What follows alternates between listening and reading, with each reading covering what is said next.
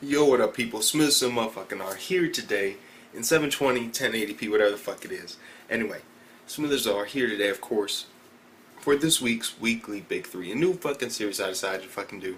Basically, I want to talk about and basically do quick reviews of all three of the Big Three chapters. Of course, that means Naruto, Bleach, and One Piece. Now, let's start off today with Naruto again, because I gotta be honest. I can't lie. Naruto wins this week. Naruto wins. Let's be honest. One Piece, Bleach, Naruto for the motherfucking win this week. I gotta say. I'm not Naruto hard, but at the end of the day, I gotta realize that this was actually a very great chapter. Compared to the other chapters, it was better. Not to the series, like One Piece and Bleach, and it's not better than those. And I'm not going to grade them and tell you my favorites and all fuck that shit. They're all what they are to me. But the thing is, it was a better chapter this week. Okay, and so let's start off with, of course, this Naruto chapter. Fucking transition. Okay, there you fucking go. Now, this week's Naruto chapter, whoa. Okay. This is, because these are quick reviews, you gotta keep in mind. So let's try and get into this real fast, okay. So basically, Ryuzen is back. Apparently this nigga ain't dead. I didn't see that shit coming, did you? Yo, bro, that's not nothing compared to what happened before that. Basically we find out that the Jubi's final form is this form called Shinku, I believe. I could be wrong with that, but I know it started with Shin and had a U at the end, so fuck it. Or Shinju. Anyway. It's basically the final form of the Jubi, and it's basically a giant-ass life tree flower thing. Because it's a tree, because it has like roots and shit that suck out people's chakra, because it is the originator of all chakra. Do you know what that means? No. Do you have any fucking idea what that means? Yeah, this is better lighting, fuck it. Okay. Basically, we find out that the Jubi was the only original thing to have chakra in this world. And what happened was, it was an ancient type of like tree flower thing, because it like sprouts a flower like on the top of it. So it can't be just a tree. It has to be like some weird flower tree hybrid. Fuck. See, the thing is, this flower tree hybrid thing, it was the progenitor of the entire ninja world, and it had the only chakra supply available. But they didn't know that, and they worshipped it as a god. And there was talking about the vicious cycle of how humans used to kill each other before chakra even came into the playing field.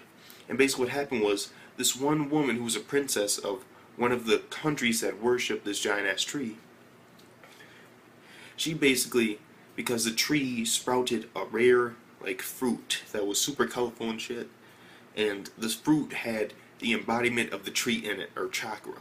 And when she ate this fruit, she gained the abilities of chakra. And what that basically did was, with that ability, she became basically a god in that world, and because of that, she stopped all the wars from happening.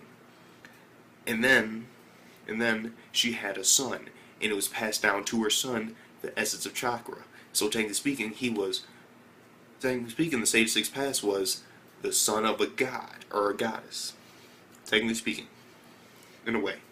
She had the power of a god, anyway. And he basically, because when the fruit was eaten, the tree went on a fucking rampage, basically. Because it's like, you're breaking my fucking rules. I'm God in this bitch. Who fuck you humans think you are? And basically, the Sage Six Paths was able to tame the lesser down form, the actual Jubi with the fucking one eye and the fucking tentacles and shit. He was able to tame that and take it into himself, and thus create ninjutsu and spread it onto others. That's why he's considered the progenitor of ninjutsu, because he gave it to the rest of the shinobi world. But ironically, it still ended up being people would continue to fight.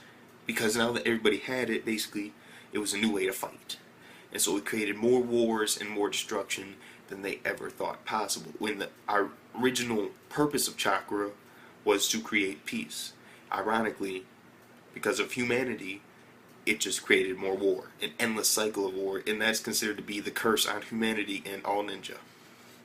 In this episode, Mad Ninjas that had, of course, Naruto's chakra in them, the Nine-Tails chakra, Nine-Tails Fox, they were getting their chakra immediately sucked out of them because the Jubi's final form, this giant-ass fucking tree plant hybrid thing, basically, if it touches you with its roots, it will suck out your chakra. And it sucks when it gets dry like that. Naruto was the only person that stood somewhat of a chance against it, technically speaking, but he was still getting drained, but it wasn't... He had so much chakra, it took a while. And when that happened, Ruzin jumped in there.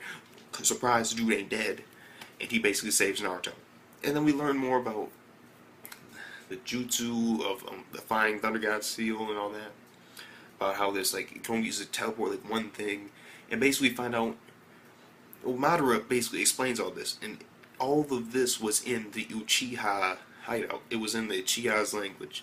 And so Hashirama had no idea of it because it was Uchiha knowledge. It wasn't knowledge for the entire world. But the thing was, the Moon's Eye plan is starting.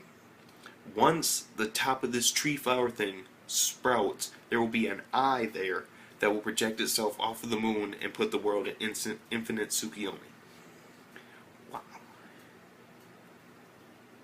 Yes, that is why this was an awesome, amazing fucking chapter. It beat One Piece. It did. I can't lie. I can't be biased just because I really enjoy One Piece. No, fuck that shit. It beat it. Bleach. I love Bleach. I've been watching Bleach since I was a fucking kid. Don't make no fucking difference because it still beat it. That being said, let's move on to, of course, Bleach. Fucking transition. Okay. You see, this week in Bleach, it was a pretty straightforward chapter. And, of course, I watched it on manga stream, or read it on manga stream, and it did have some awesome ass fucking cover art. One of which I'll show right now. No fucking copyright intended. Fucking show. There you go. And there you go. There you go. Okay, you see that fucking image? That was a shit.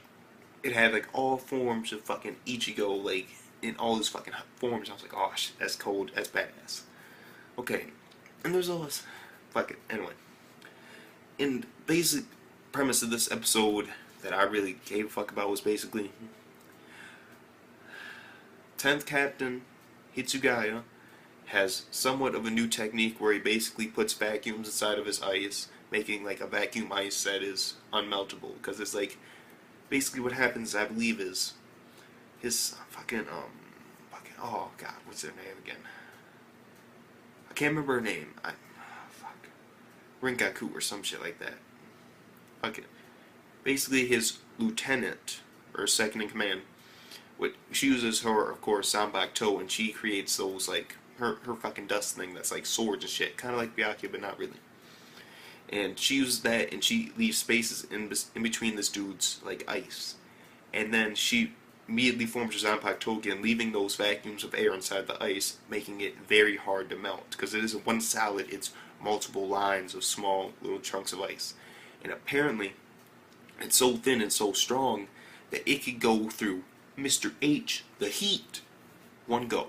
Because he basically like transformed his sword into this type of vacuum type of ice. And apparently it is so sharp that it can literally go through motherfuckers. Like legit, because of how thin it is. It can like literally push right through the skin without any like resistance at all. If you ever been cut by glass, then you know what I'm talking about. So yeah, that was today. Hell yeah, I'm a quick healer. See, it basically just goes right through. Like legit, it just goes right through. And that was pretty awesome. Because, I mean, he basically is using or utilizing his old techniques, and he even said himself it's not as strong really as of course his Bankai, but it's pretty strong. I mean, it's not compared to weather fucking manipulation, no fuck that, but it's still pretty strong, especially for one-on-one fights. And of course there's also this other thing with, of course, Sofan's lieutenant, that motherfucker with the giant ass like fucking big ass fucking like cannonball spikes on it that he uses. Basically him telling this little girl that he'll be back in a minute, he has to go fight, and then he meets up with the dude who stole Sofan's Bankai, and he's about to fight him now. So that's another possible fight that's about to happen. Well, of course, whoa. I mean, dude's stepping up, I'll give him that, but I mean, unless the dude knows Bankai is about to get fucking curbs down, let's be honest. Sofan's Bankai was literally a weapon of mass destruction, legit. She had a fucking missile. She had a motherfucking nuke on the bitch's back, like legit. If this dude don't have a fucking Bankai, he better get the fuck out. Just saying, just saying.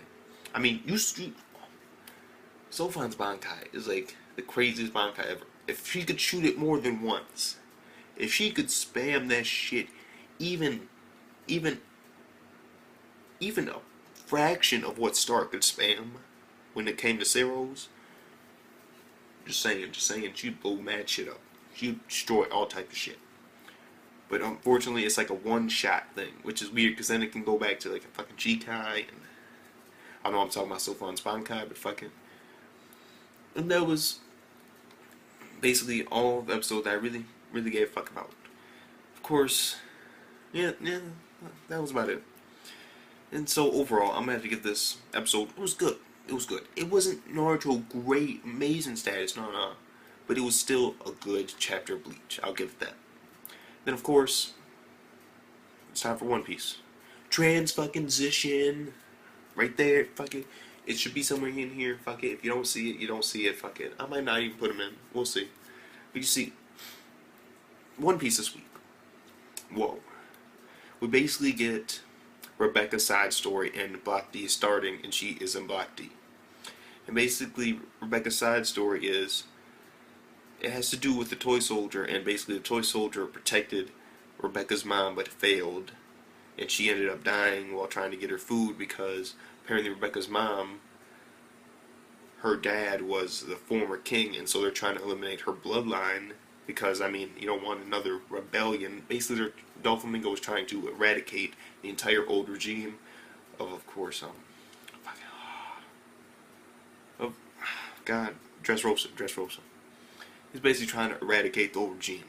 And he got the mom, but the daughter, she survived, and thanks to, of course, the toy soldier. And the toy soldier was there throughout her entire life, protecting her and watching her. And there's even this thing about how, even though he had to go to sleep in the toy house every night, he would still come back, and like every morning he'd leave like a petal on her windowsill so that she'd know that he actually came by. And basically she's doing all this for the toy soldier.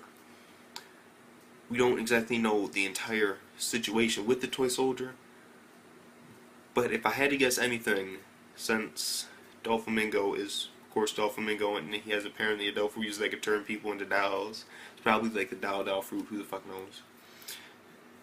I remember back when the speculation was it was a girl with imagination shit. Oh my god, I remember that. I haven't thought that too myself, but fuck it. Anyway, the thing is, whoa. That was serious. Like, legit, that was some serious stuff.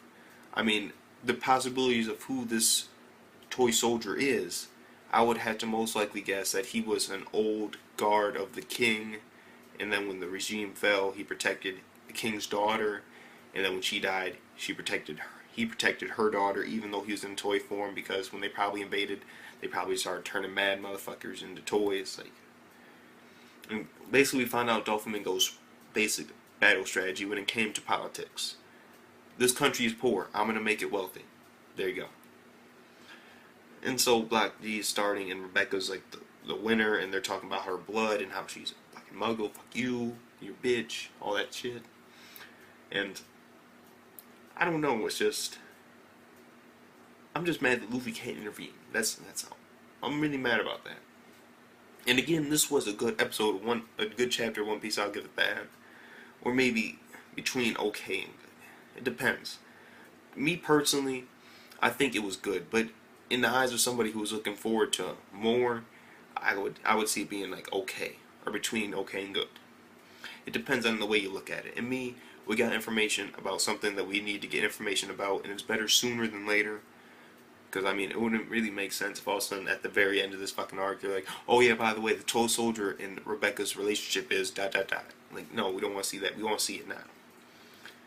Of course, there are other things that they showed us, but I would much rather prefer this being out the way now, because it gives it more time for, of course, the episode to focus on the fights and all the other shit. Okay, and so this has been Smithers giving you, of course, weekly Big 3, 720p, or maybe 180p, 1080p, fuck it, we'll see. Smithers motherfucking R. Peace the fuck out, guys. And I'll see you next week.